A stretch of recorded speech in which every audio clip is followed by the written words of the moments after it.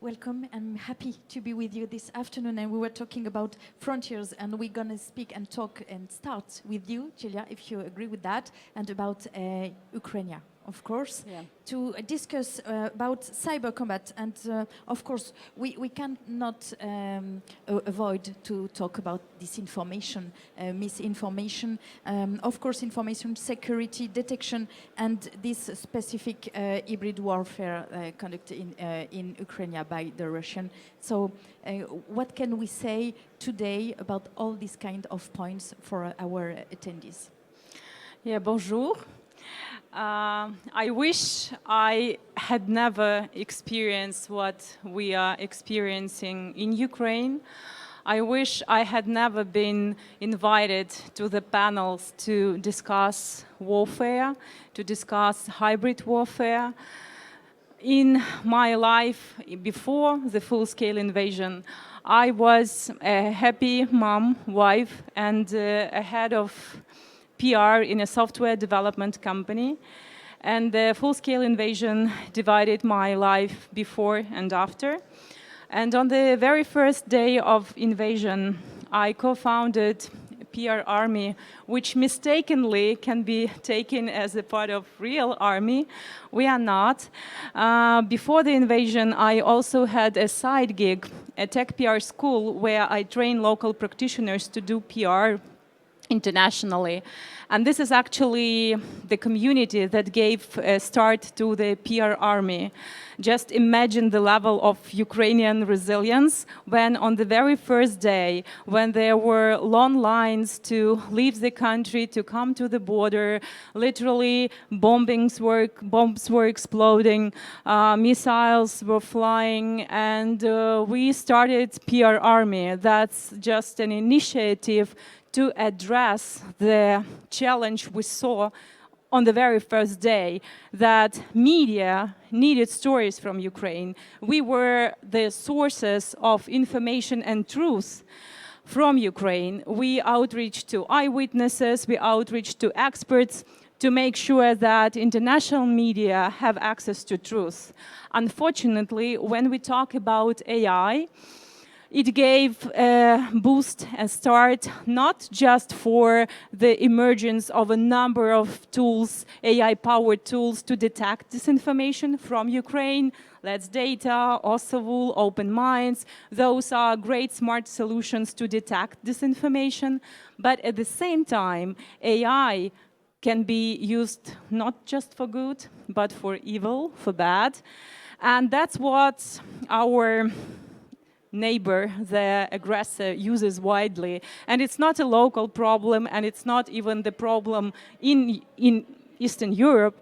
It's a worldwide problem. So we know the cases when AI was used to imitate voices, when AI was used to create deepfakes.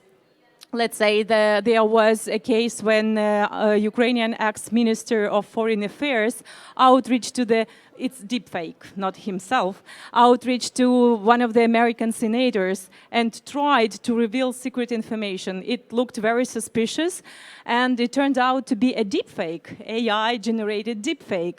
And of course, Russia is very skillful in creating AI-generated content and generate crazy amount of traffic to cyber-squatted domains, pretending to spread truthful information, which is in fact not.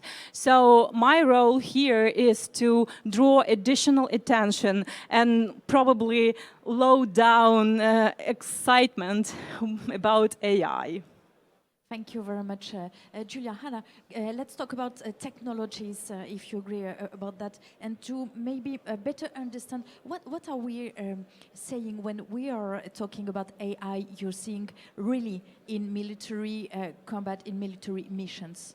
Sure, I will answer that. But first, I want to say a big thank you to Julia, who has traveled the whole way from Ukraine. I work for a Ukrainian company, and I work with I still have a lot of my team based out of Lviv, Kharkiv, and Kiev, and I know that the struggle is real.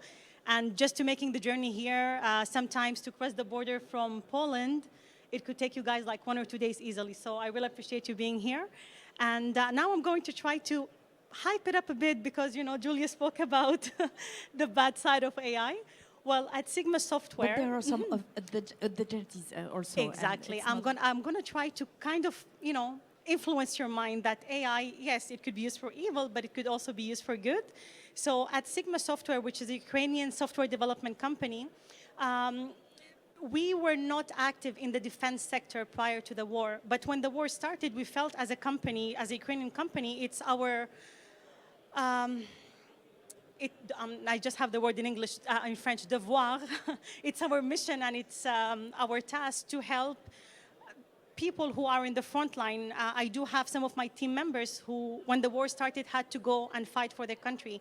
So with other big tech companies such as Genesis and with the University of Kyiv of Economics, we have created a cluster called Defense Builder.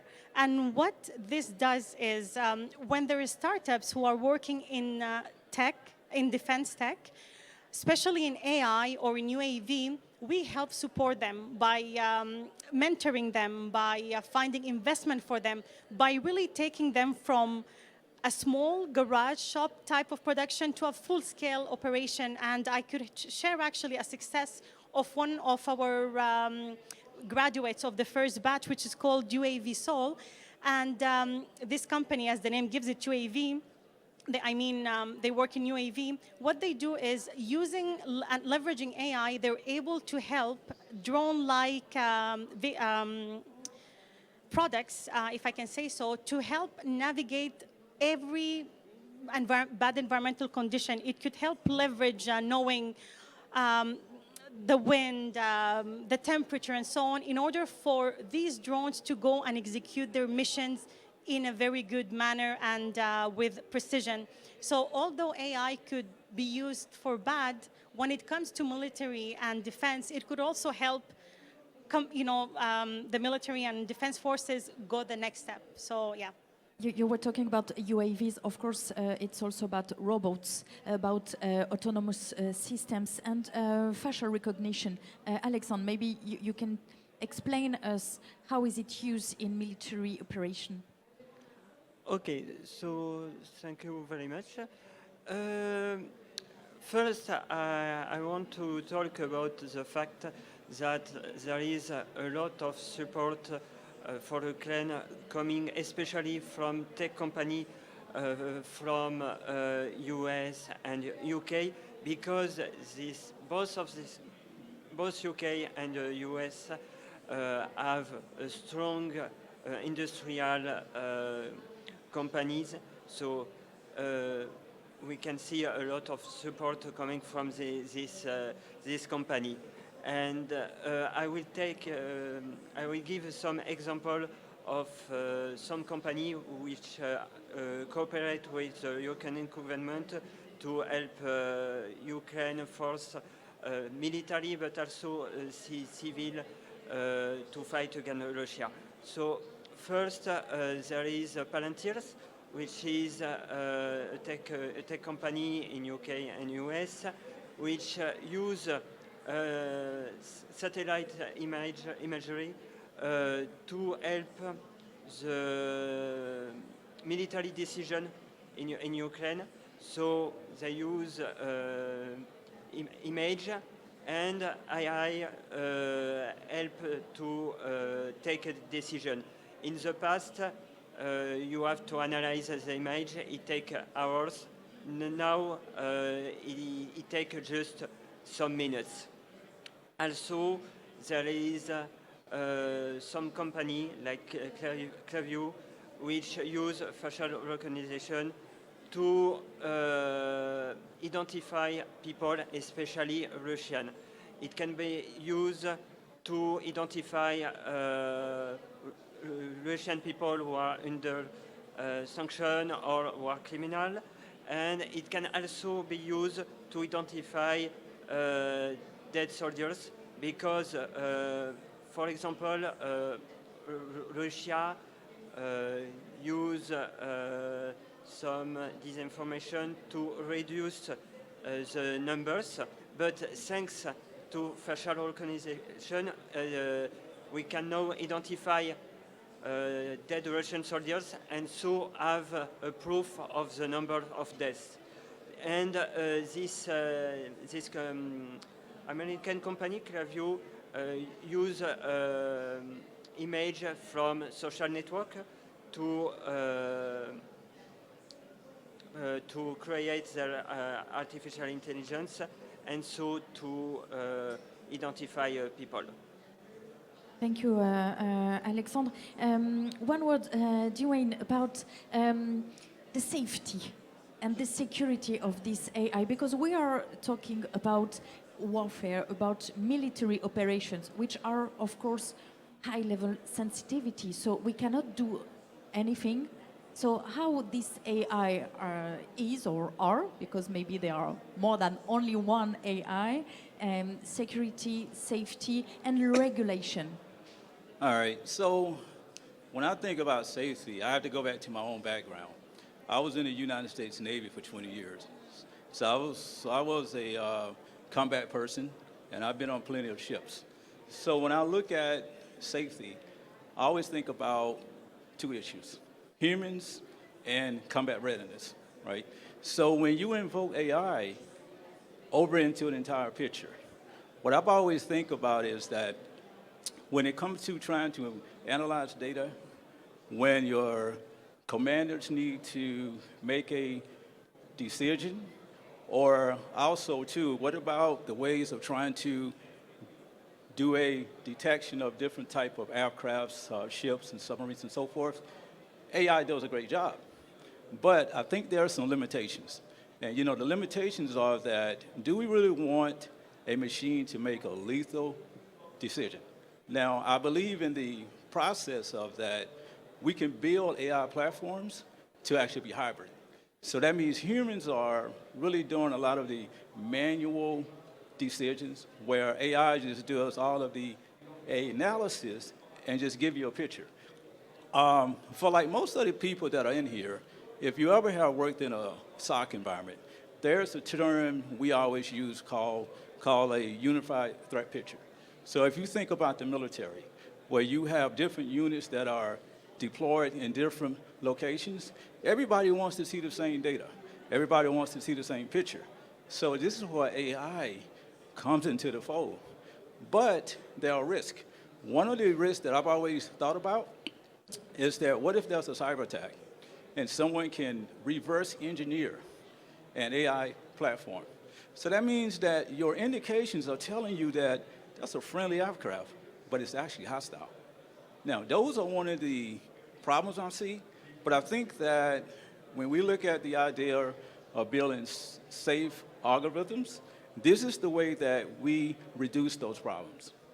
And I think we are now in the early stages of AI, and this is just thoughts, you know, we should have, because AI is real, and the military is going to incorporate AI. But we need to do more research, we need more feedback, and we need to have more conversations.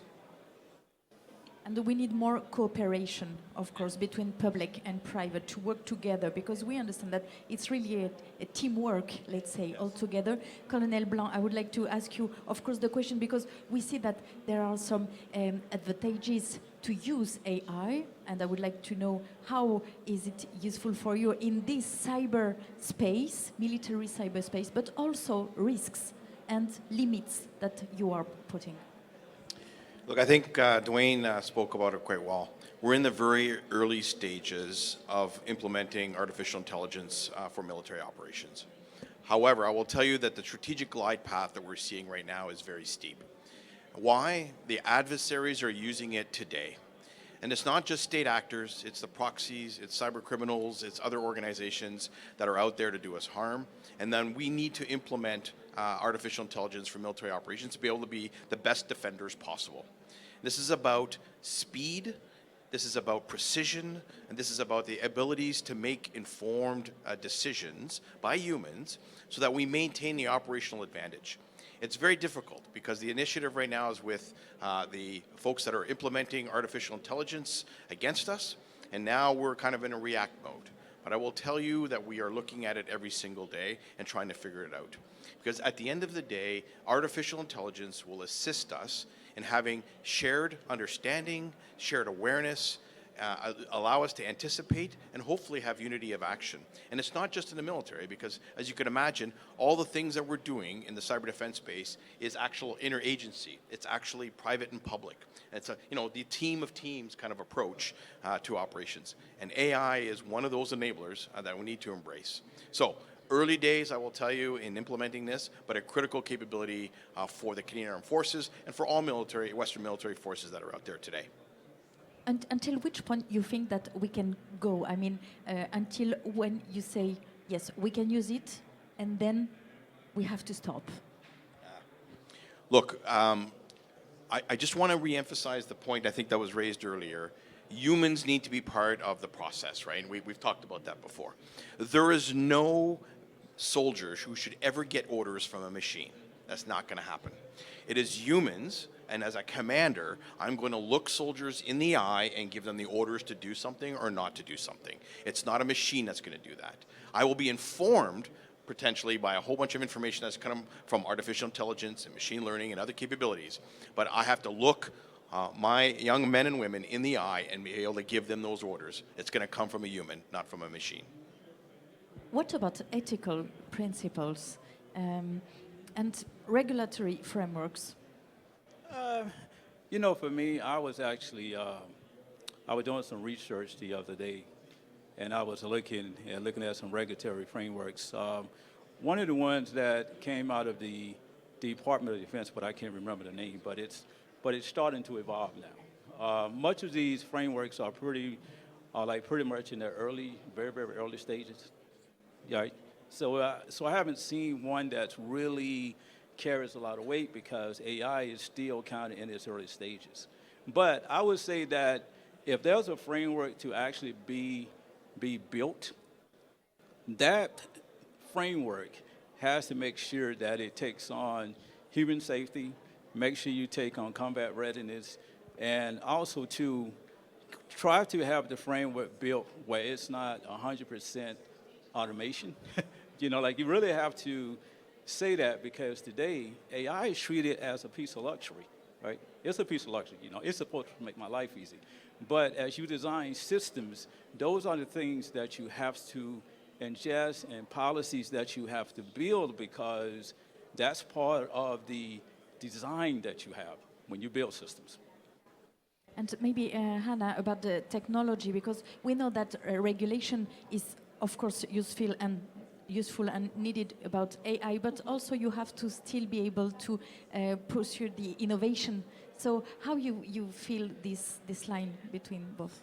If I can piggyback on what my colleagues just mentioned, one thing when we're building technology, what is very important, because as Colonel was just saying, a machine cannot dictate someone to do a command, especially when it's like a life or death situation. So when you're building technology, you have to keep in mind that you need to be able to have a reversal, and you must always keep the human in the loop.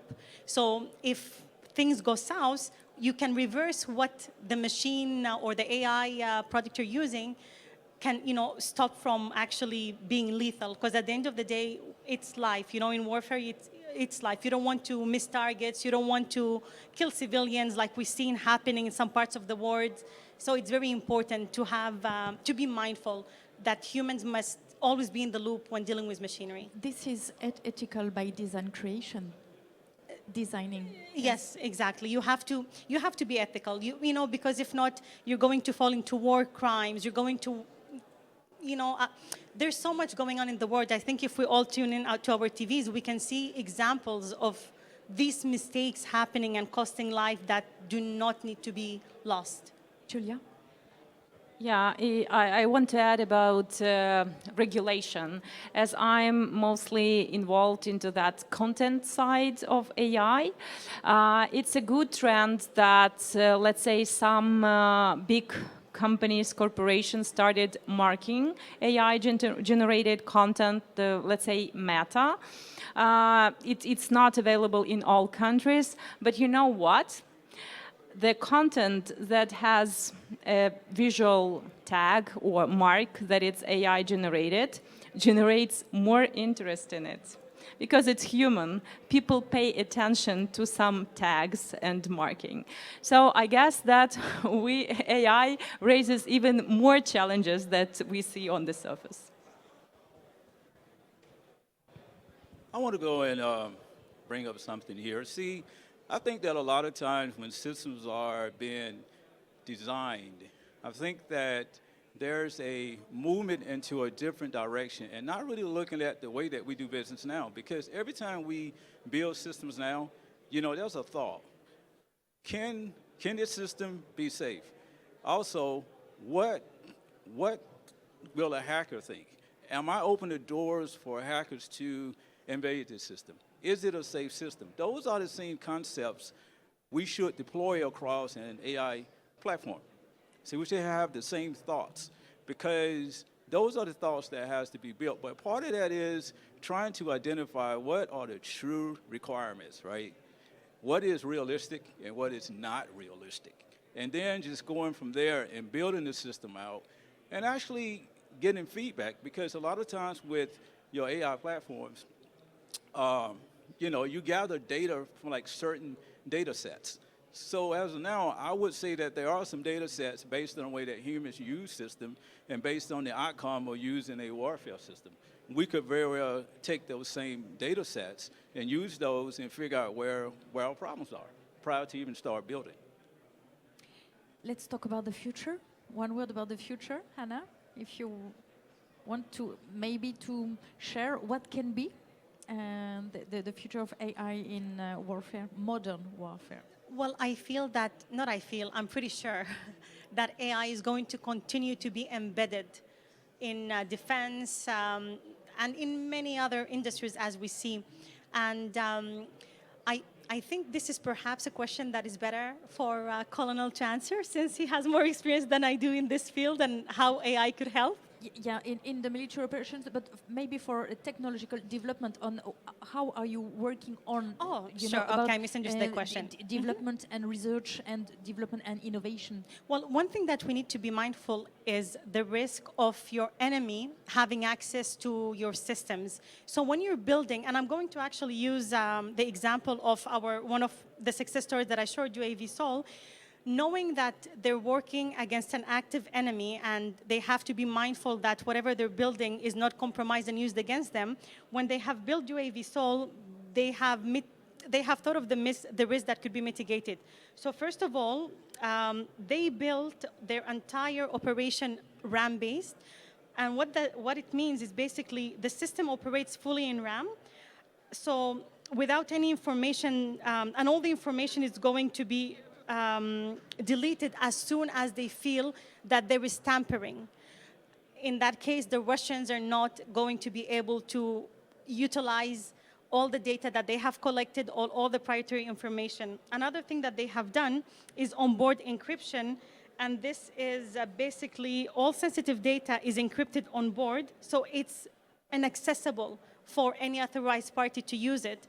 And finally, they have built a self-destruction mechanism. So as soon as the software is doubting that perhaps there is outside tampering, it automatically self-destruct. So when you're building in the future, you also need to think about the risk, people getting your data. And this is the same, I mean, not just in defense, in all other sectors, you need to protect your data, your ideas, and so on and so forth. So going forward, while using AI and other technological tools for warfare, you need to also secure it to make sure that if it falls in the wrong hand, it's not used against you.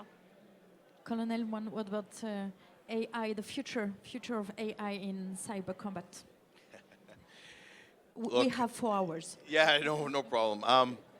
It's funny, I was attending the space discussion earlier today, and really, you know, the modern domains that we look at now, space, air, land, surface, subsurface, cyber, and of course, the complexity of how to integrate artificial intelligence through all those domains is a significant challenge.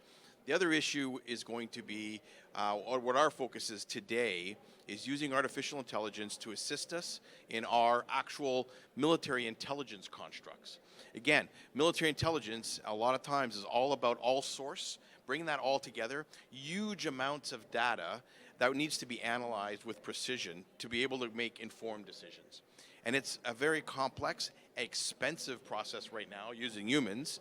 And I'm not sure yet if we're going to see the benefit of this from an artificial intelligence perspective in the near term. Because we still need to train so many humans to be able to actually optimize the artificial intelligence tools that we have. And the data needs to be constructed a certain way. It needs to be put in a certain way. It needs to be stored a certain way. So there's a lot of effort at the front end that I don't think is going to save us a lot of time, energy, and effort yet. Down the road, yes, but at the front end, it's going to be very expensive. But once we get it right, once we've optimized this, I think you're going to see the abilities of the militaries, again, to understand, to anticipate, and to make decisions at speed. Because at the end of the day, the advantage that we have on our adversaries is to be able to make decisions quicker than them, to maintain and gain that initiative from them.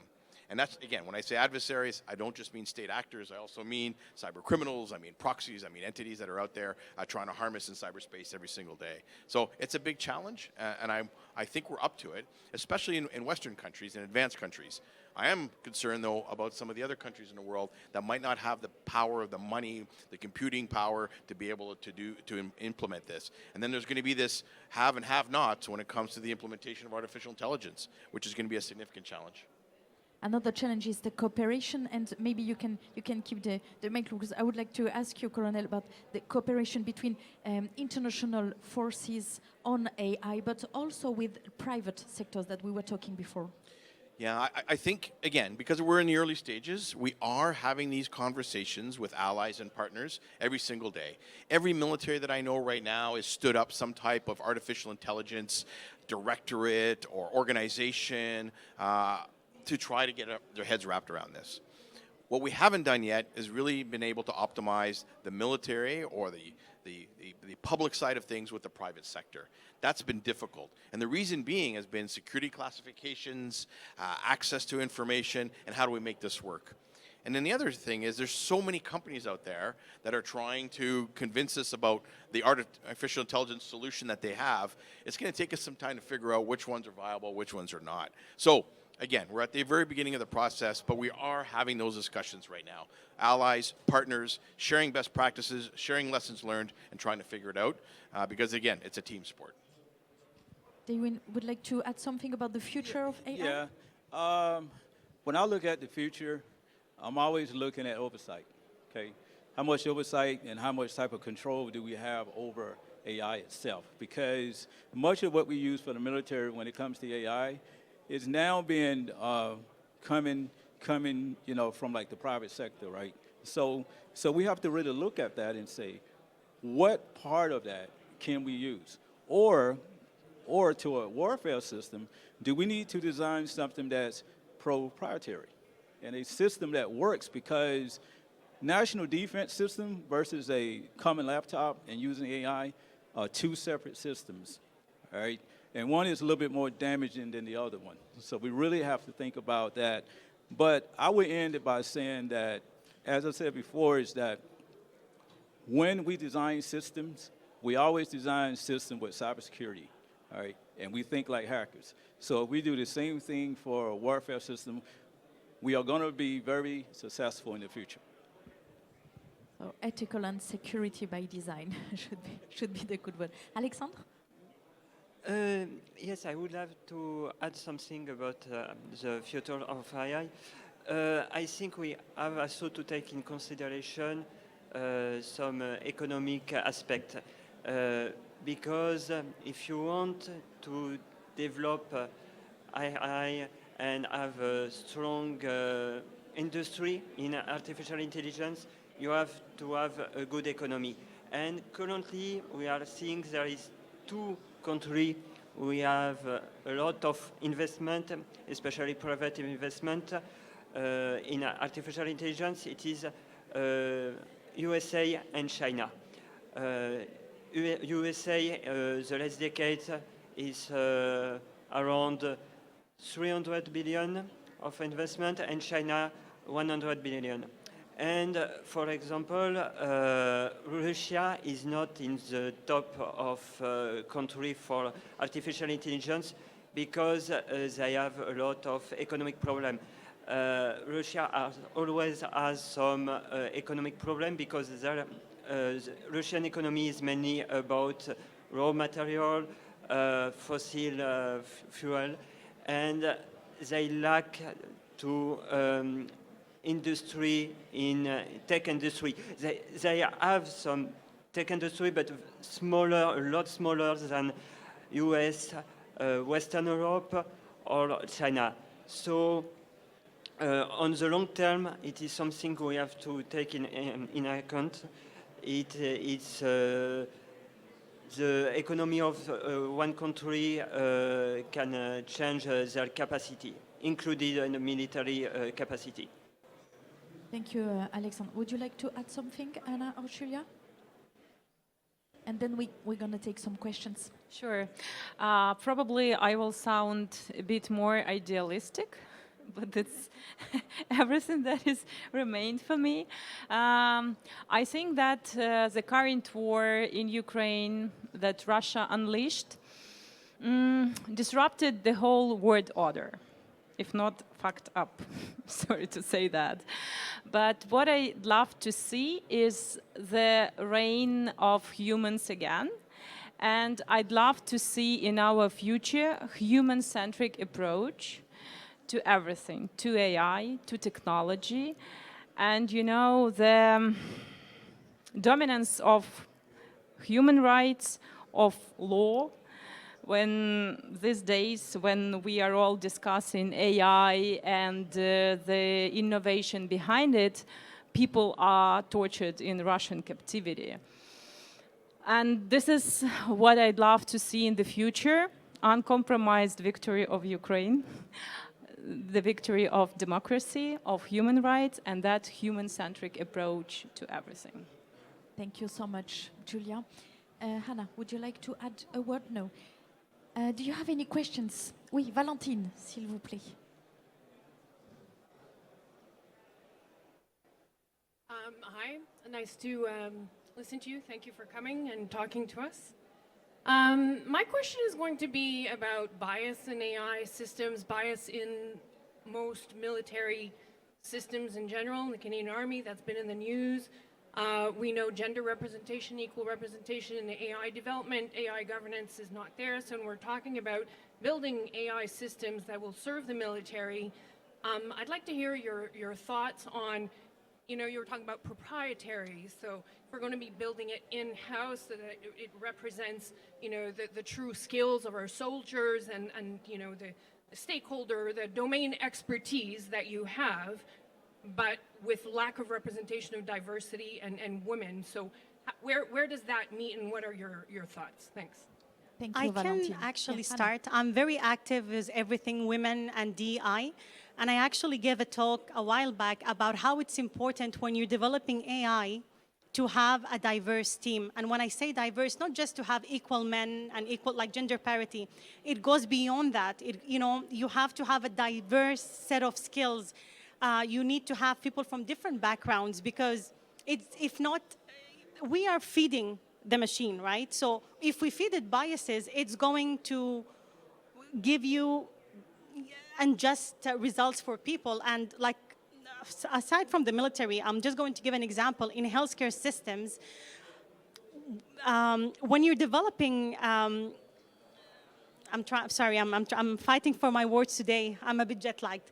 Yeah, so when you're developing, let's say, an application, if you don't take into consideration people who are, let's say, coming from an African background like myself, where our health differs from people who, you know, are in North America and so on, you're actually contributing to us being treated in an unjust way, not getting the services we need.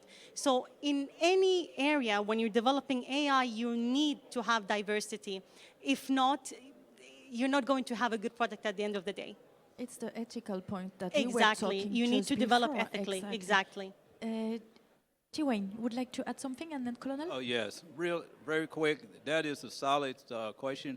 One of the things I always state is the data models that you use, and also invoking some type of restraints in those systems, whether they are not biases. And as was discussed, bias recognition is a problem with AI. That's why I always talked about careful consideration and understanding all your requirements, looking at your behavioral analytics, and looking at those patterns and using those to build a platform. Yeah, thank you very much for the question. All I know, because I'm not a person on the development side of this, of course, but I think the teams that are being formed right now are aware of some of these challenges, and I'm hopeful that we've kind of brought into that team that's developing this all those concerns so that we may develop the AI program, again, not just for the military, but for the government of Canada and for others, with those considerations in mind. Look, we've come leaps and bounds. As you know, our Chief of Defense Staff today, General Carignan, is our first female Chief of Defense Staff. And before that, we had a Vice Chief of Defense Staff. We have, I think now, 2 or 3 three-star generals. We've come a long way. There's still more work to do, don't get me wrong, but we're moving in the positive direction. And I'm hoping that as we develop this AI capability within the military, that we've taken gender and ethnicity and all those considerations at the forefront of the development. And it's one of the things I actually will go, and thanks for the question, because I will actually go back and ask to make sure that we're actually looking at that back in our systems. Thank you. We have another question. Yes, please. Hello, my name is Nicholas. I teach emerging technologies and responsible AI. Excusez-moi, en régie, Oui. s'il vous plaît. Excuse me for the Oui, sound. hello. Could you? Thank you. Hello, my name is Nicholas. I teach emerging technologies at the business school at the University of Montreal, and I do a lot of coaching on responsible AI and cybersecurity for small businesses. And it seems that the modern cyber warfare targets civilian infrastructure a lot. So, can you quantify the percentage of cyber attacks that will not be successful on a country like Canada if every single citizen had a minimum of cybersecurity training? Let's say that we come up with a class where if you don't pass the cybersecurity class, you cannot get your high school degree or college degree. Thank you so much for the question. Look. And you're lucky to. Yeah, I'll take a stab. I'll take a stab at this. I'll take a shot at it. Hey, look, we're getting hit every single day. All sectors of the government, all sectors of society are being hit by cyber attacks of one type or another. We have an advantage in Canada, right? We have a highly educated population. People of today, the young people today, are growing up with the technology that we never had when I was a young person, and I think we're in a good spot.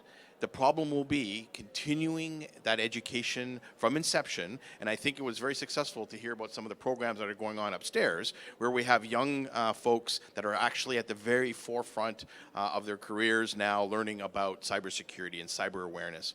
But it's tough, and we still get fooled every single day, right? There's incidents. But I think we're in a good space from a Canadian society perspective and from a Western society perspective, and that our folks are smart, they're embracing the technology, they deal with it every day. But it's all going to be about education and awareness, and that's going to be a challenge. And that's all of our responsibility, because it's not just a government responsibility or an educational institutional responsibility. It's parents, it's siblings, it's everybody else. So anyway, it's a big challenge. I can't give you the percentage. So, anybody else want to take that one? Would you like to add something to the question? No? Yes, Anna?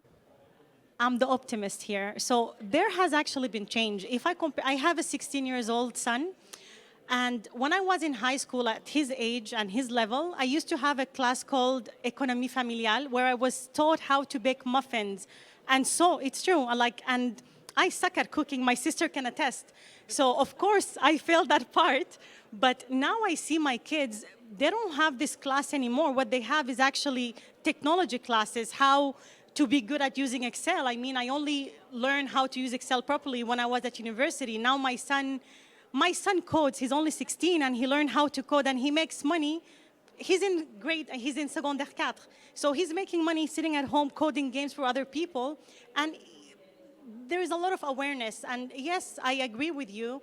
We need to learn more about cybersecurity, and this needs to be instilled and enforced in all levels, and not just at government, but even us as parents. Now that I work in tech, I tell my kids about, what I'm doing, and this is how my son got interested in this kind of, in this field. So yeah, that's a very good question, actually. You have another question, Captain? Yeah. This might be a question for Colonel Blanc and Mr. Hart, considering your background.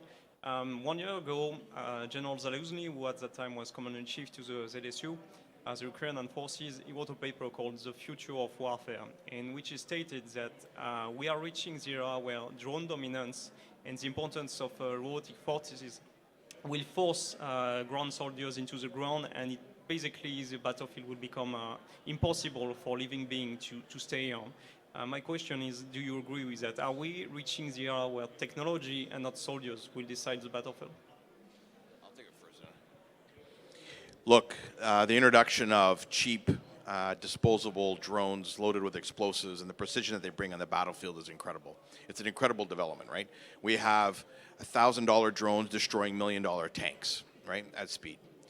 But I will tell you this, every time there's an emerging technology or something new that comes on the battlefield, there's going to be a countermeasure that's going to come up. So it's in the early days, but I think soon you're going to see additional countermeasures come up. You're already seeing some drone-on-drone action. You're seeing our abilities to hit them using electronic warfare and other means to try to disable some of these devices. There's lots of work going on in the counter-drone space. So yes, it's a bit of a game changer today, but I'm not going to say that it's going to be like that in 5 years' time. The issue of going underground has always been a method for the adversary to get away from kinetic strikes, right? If you recall, the Taliban dug a lot of tunnels in Afghanistan to get away from, at that time, precision munitions that were being delivered by aircraft or helicopters. So now it's drones. Tomorrow it could be something else. So I think the future is more difficult now. The battle space, it's very hard to hide.